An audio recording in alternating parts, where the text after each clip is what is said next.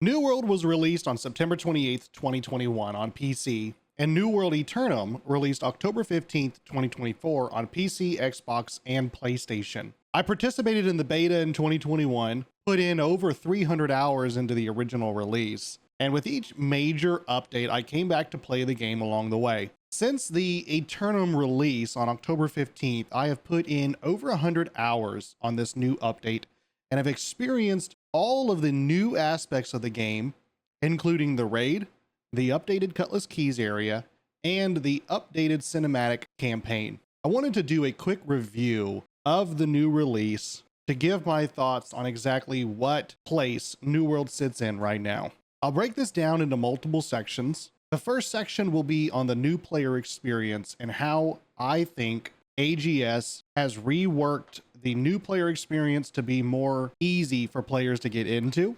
The second will be a broad overview on gameplay, visuals, bugs, glitches, and the overall experience you will have pertaining to your time in the game.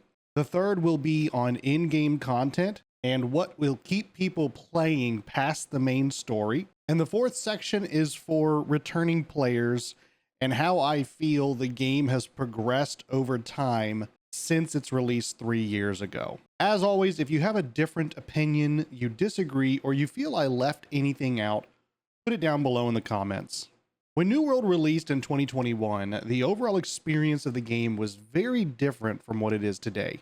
Story missions were way more spread out. You were required to complete expeditions in order to progress the main story, and leveling, both for trade skills and your overall level, were about 10 times more difficult, or so it felt.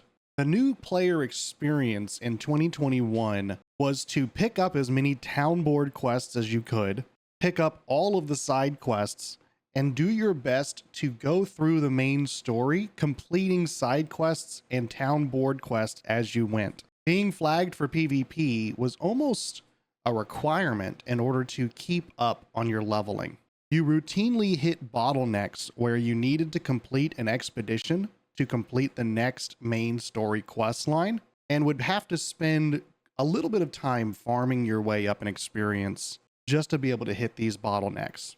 Farming repeatable quests for expeditions was almost mandatory, and if my memory serves me correctly, hitting level 60 was about a 40 to 50 hour endeavor. Traveling across the map was most of your gameplay because you were forced to walk from one point to another, talking from one vendor to another vendor, and the cost of Azoth traveling was so expensive that most of the time you were Azoth poor and you had to walk. The new player experience today is a complete and polar opposite from that experience. When you begin the game, instead of being forced to find weapons that you might like, you can begin by selecting the weapons you think you will enjoy. At the start, the game will hold your hand and walk you through the beginning quest line to get ready on your adventure.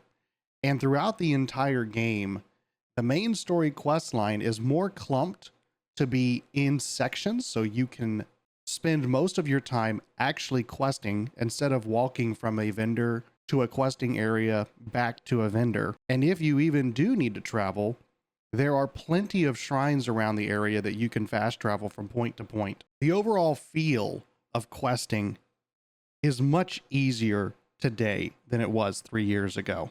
And with the addition of mounts and faster move speed on roads, once you hit level 20, it becomes infinitely easier for you to cross an entire region in a matter of minutes.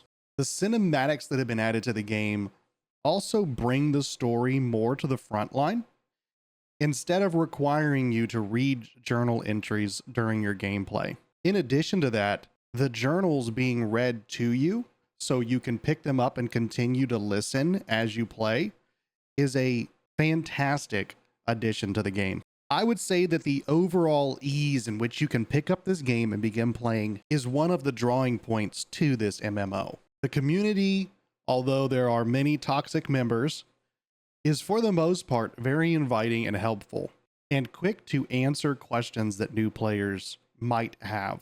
And calling on the community will almost be a requirement, considering one of my downsides that I have to the new player experience And that is that I feel there are certain systems in the game that are not well defined or explained by the tutorials. The first system that comes to mind is the attribute system and the requirement for you to assign attribute points based on the equipment that you plan on playing. I see a lot of questions in chat, as well as comments on my videos about weapon combinations and if those are viable. Most of these questions could be easily answered by a little one-page pop-up that explains attribute points and the importance of choosing weapons that align on the same attribute tree. Outside of that, overall, I would say the new player experience for somebody purchasing the game today and jumping in is wonderful.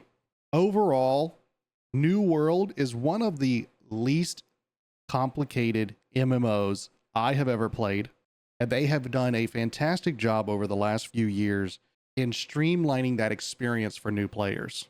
If you are a new player looking to jump into the game, $60 is not too crazy of a purchase when you consider the fact that most people should be able to easily get 50 to 60 hours out of this game for the leveling experience and possibly playing through some of the in-game. And that could be either solo or in a group. But if you are in a group, I think that gameplay time could be easily doubled. Moving into the next section, talking about gameplay as well as bugs or glitches and the overall experience, this section will probably be a little bit smaller, and that is because overall, the gameplay experience is very smooth. Every once in a while, I will interact with a bug, especially a bug that surrounds trying to transfer items into your storage and not being able to. But considering the amount of time that I've put into the game, my overall interaction with bugs is very limited. As far as it goes for gameplay, I'll get more into the overall loop of what you'll be doing in the late game in the next section, but the gameplay of moving from one NPC to the next to complete chains of quest lines is honestly much better than many other MMOs that I have experienced.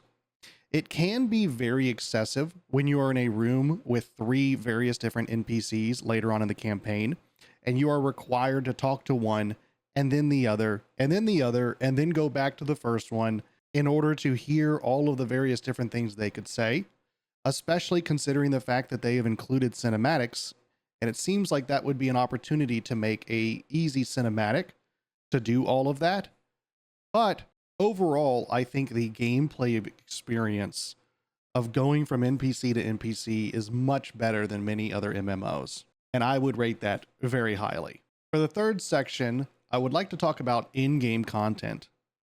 And I know this section will be very controversial because one of the many complaints that have come up around New World, especially in 2021 when it released, is the fact that people rushed to the in-game, hitting max level, just to find out that the entire in-game loop was running in a circle to gather elite chests. Of course, during this time, we had a watermark system that determined the level and quality of the gear you could get based on that number. And the entire game loop at that point was an effort to raise your watermark on all various different gear and weapons.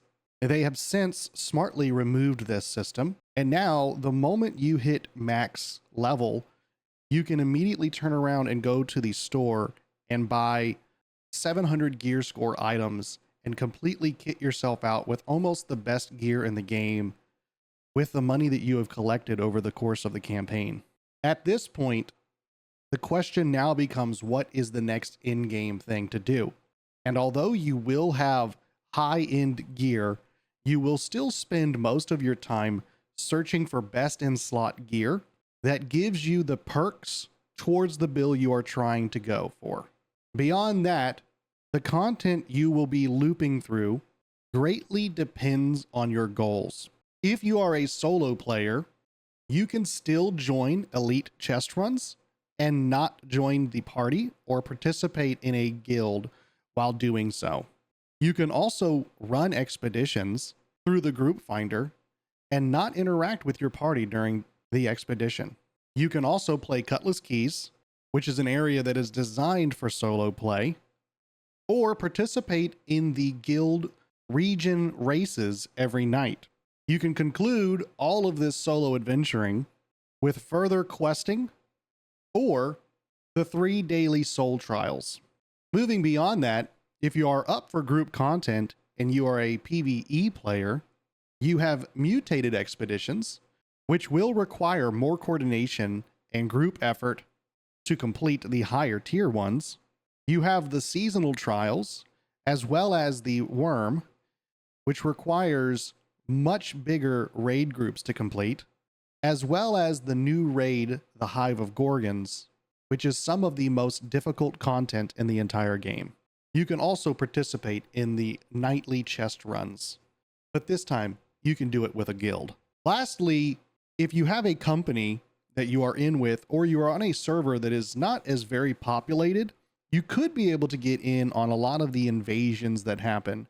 And this is in-game PvE content that puts 50 people against waves of corrupted to defend a region's fort.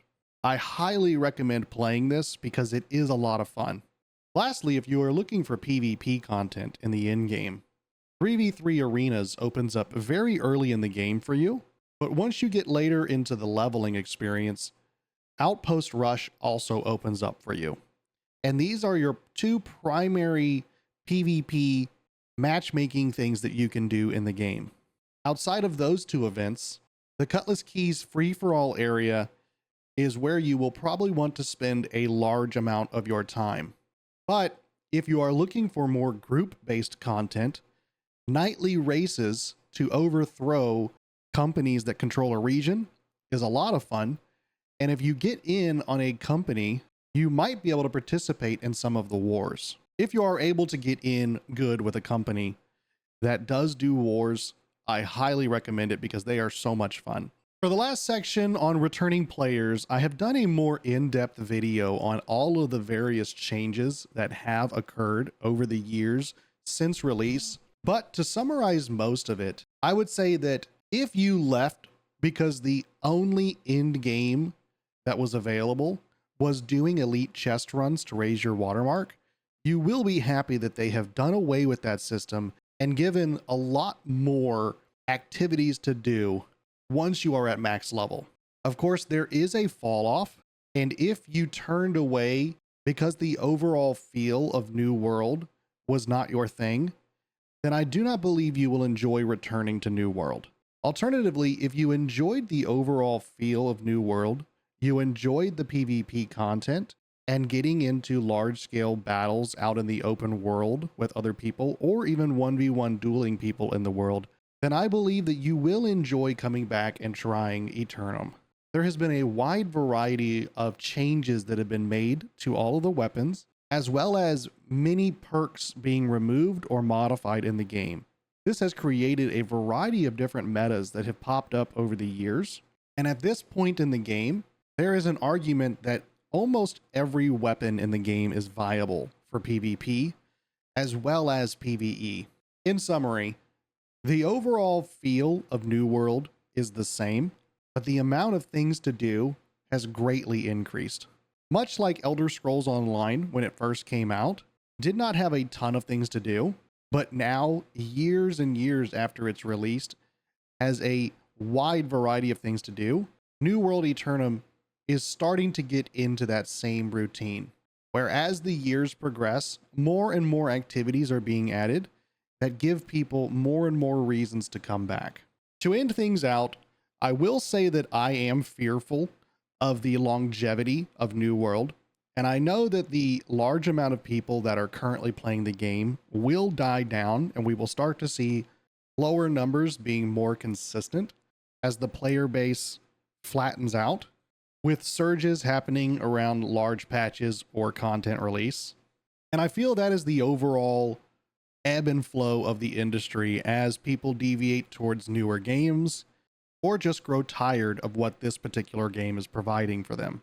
I do see New World being a game that stays a little bit more towards the top because it is one of a small handful of MMO games for console players to be able to enjoy. But only time will tell if people actually stick around with the game. Hopefully Amazon is willing to improve on their communication and making consistent updates, but only time will tell. And that is my overall review of Aeternum from the perspective of somebody who has hundreds of hours in the base game and has recently sunk about 100 hours into the Aeternum release. I hope you guys enjoyed it, and if you feel I gave you any value, I would greatly appreciate a like. Comment below with your opinions and whether you agree or disagree with what I have to say. I would love to hear it. Thanks, and I look forward to seeing you guys in Aeternum.